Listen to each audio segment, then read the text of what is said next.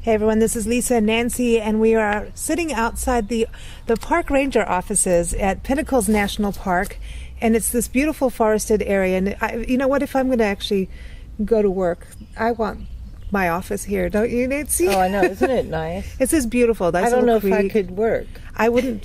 I don't know. Be outside. I know. We're sitting with Park Ranger Alacia Welch, and how do you get your work done? Yeah, I thank my lucky stars every day is what I do, but. You know, it's still work. You have your tasks that you need to get accomplished each day, and so that's what you come here to do. It's a beautiful office, definitely, definitely. So we're chatting with you about Pinnacles National Park having this amazing program, and it's all about the condors. Mm-hmm. And I don't think many of us have seen them in this country. You know, that's a special thing to see. And so the condor, I'm going to get this right, is the largest bird in North America. That's right. Yay. Okay. So we've got the largest bird, and you've got some of the largest rock formations here, too. We do. So the condors, they've always been here? Condors have been here for a long time, yeah. This was one of the places that they nested in years and years ago. We know that there had been condor nests here 100 years ago.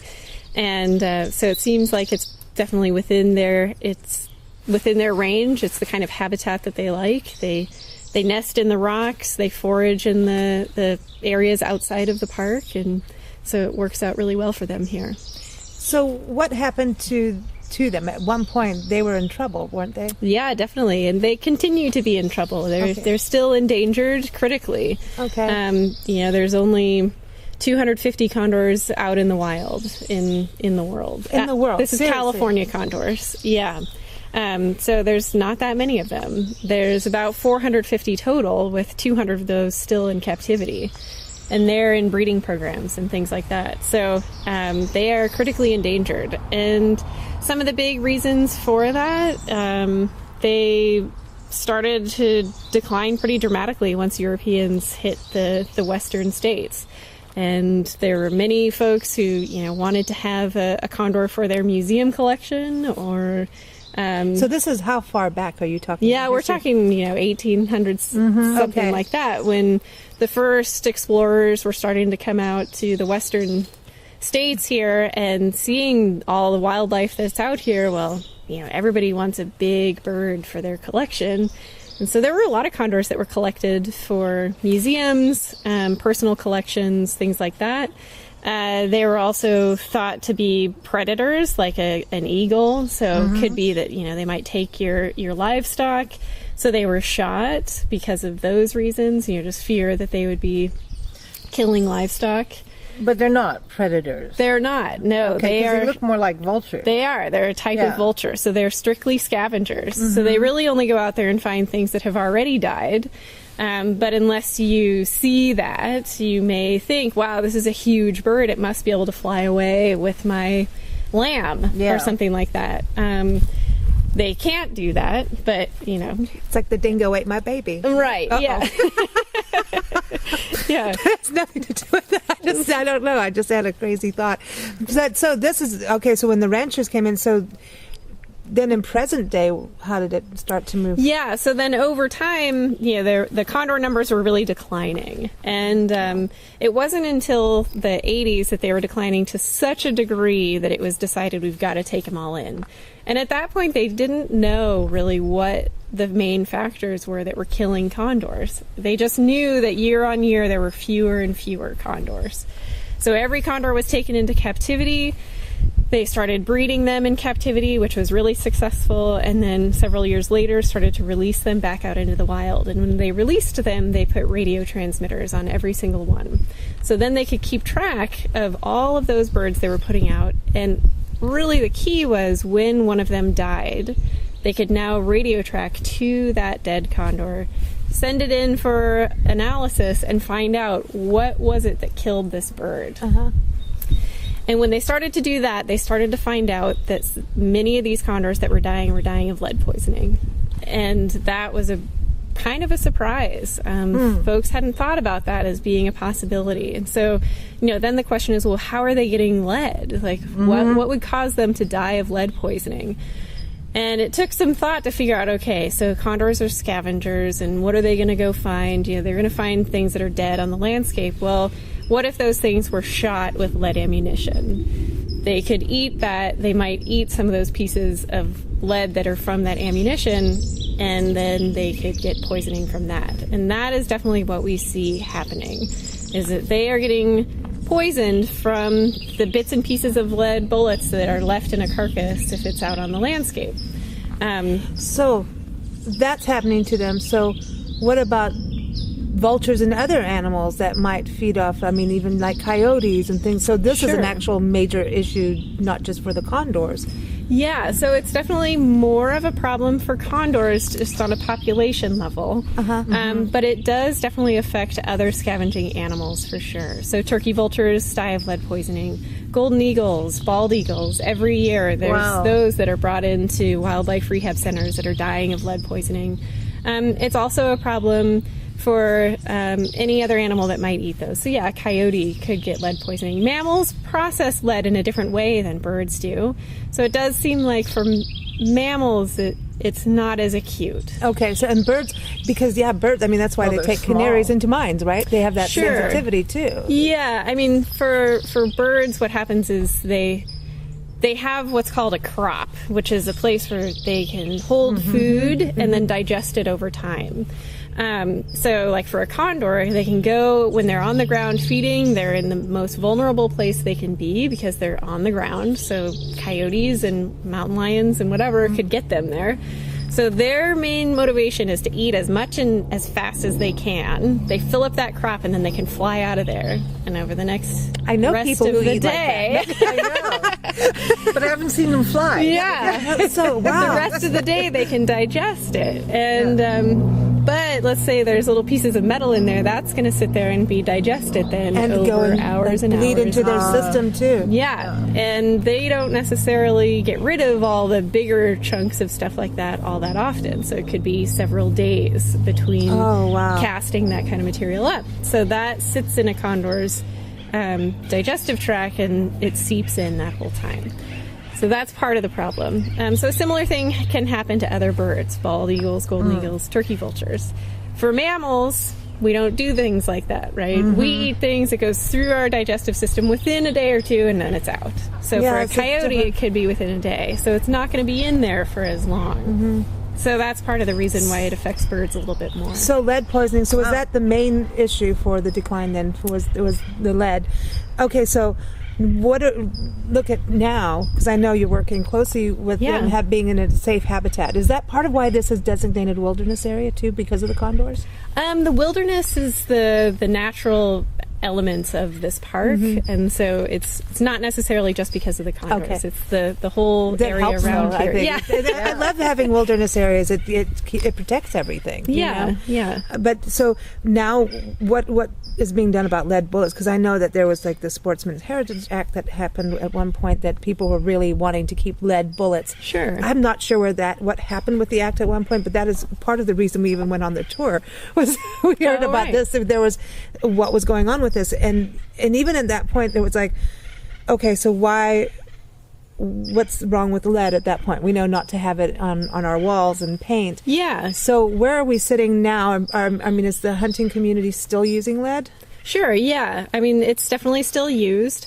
There's been a lot of changes over time. Within California, there's been a lot of work towards education and outreach and encouraging hunters to trying the non-lead ammunition that's available.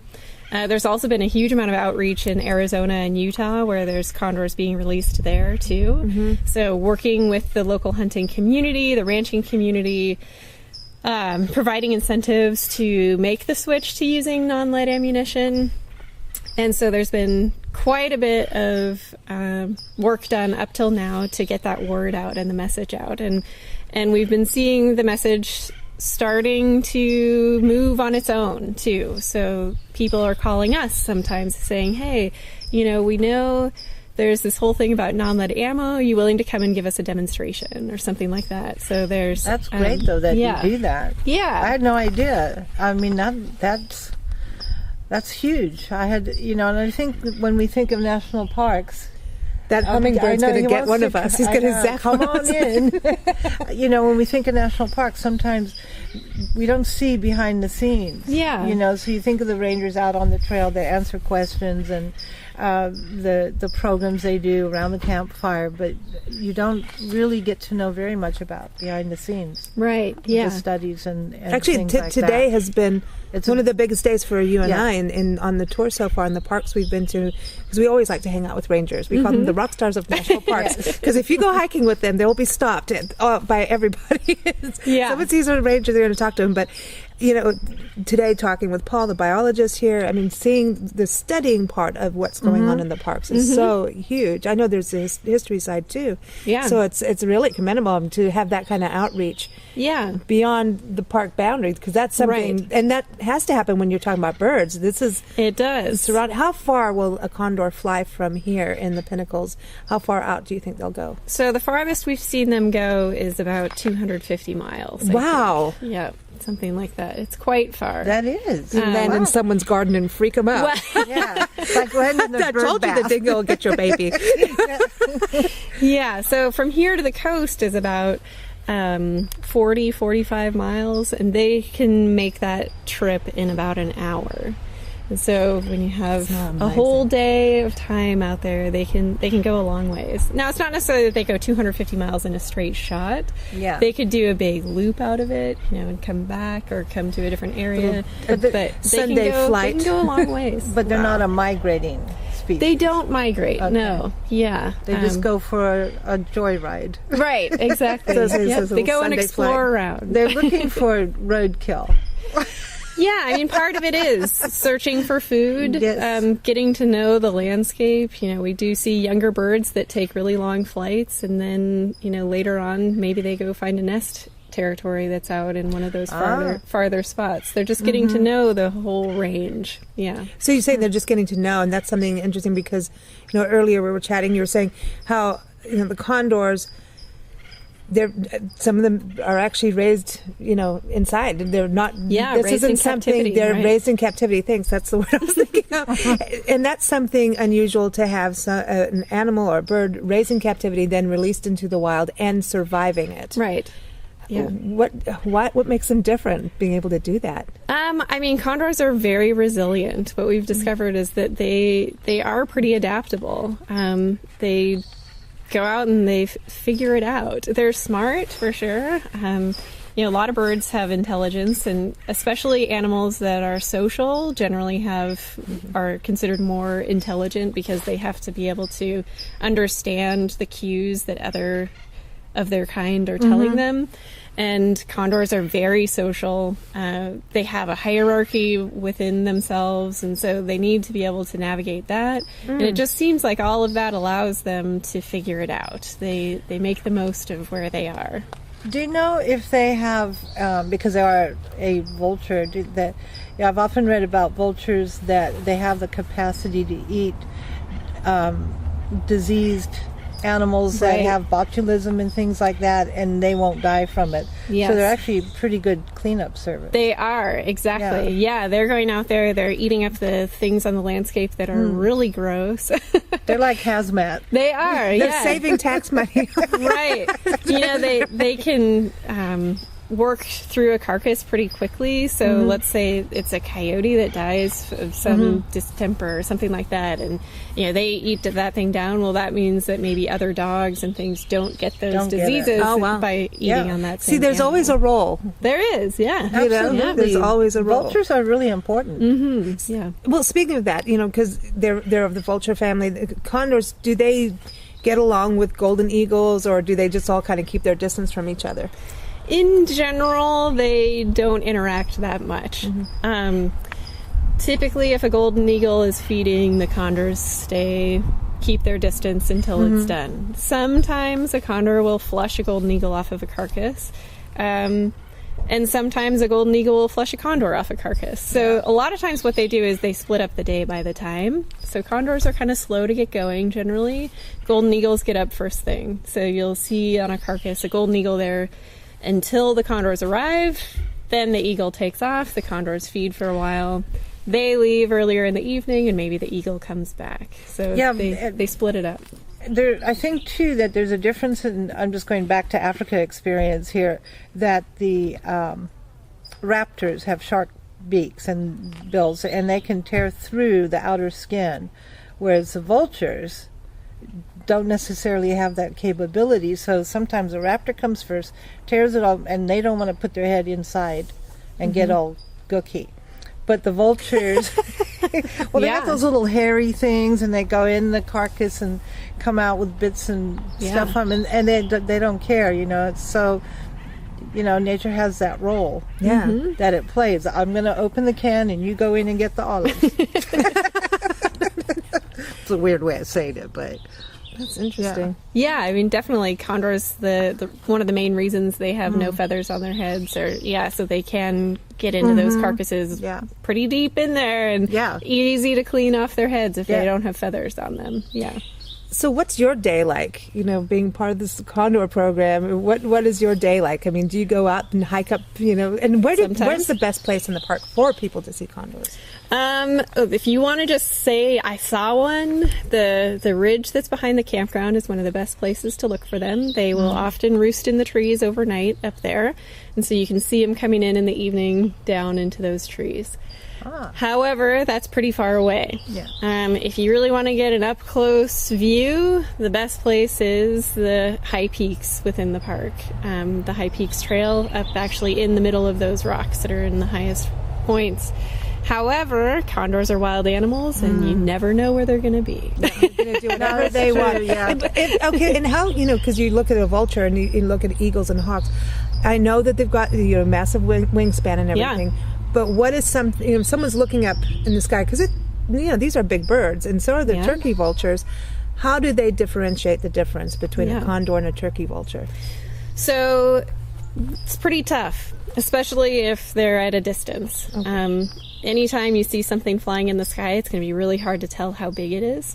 So if a turkey vulture is closer and a condor is far away, they could look to be the same size. It's really hard to tell that depth and the size based on that.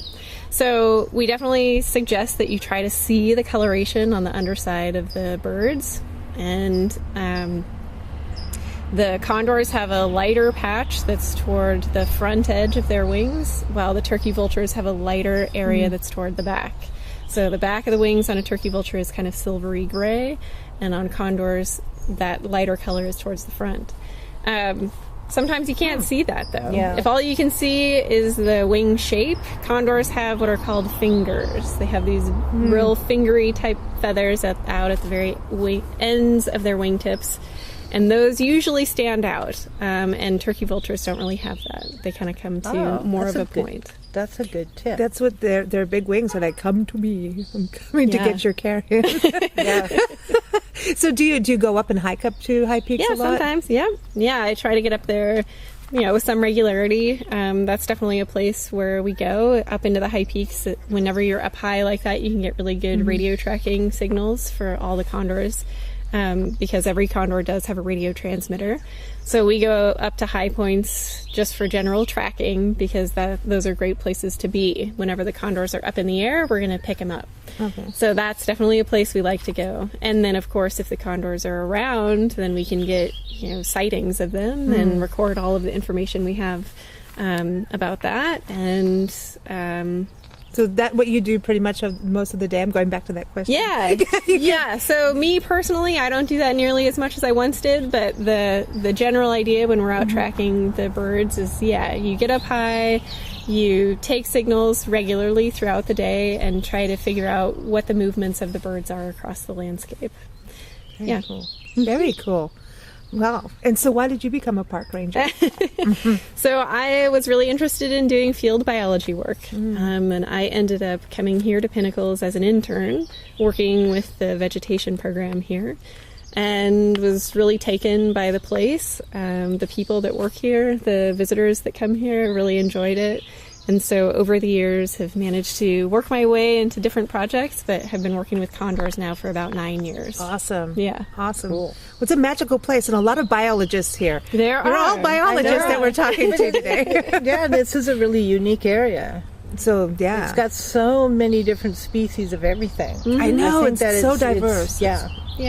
Blows my It's mind. pretty neat, too, because they're they're fairly approachable. Not that you can like walk right up to these different things, but we're a fairly small park, and finding the places where those types of things would be, whether it's butterflies, whether it's the different birds that you can find, the trails get you into those different kinds of habitats, and so you can find those animals and things more easily, I think. Yeah. Right on. Thank you so much. Yeah. It was fun.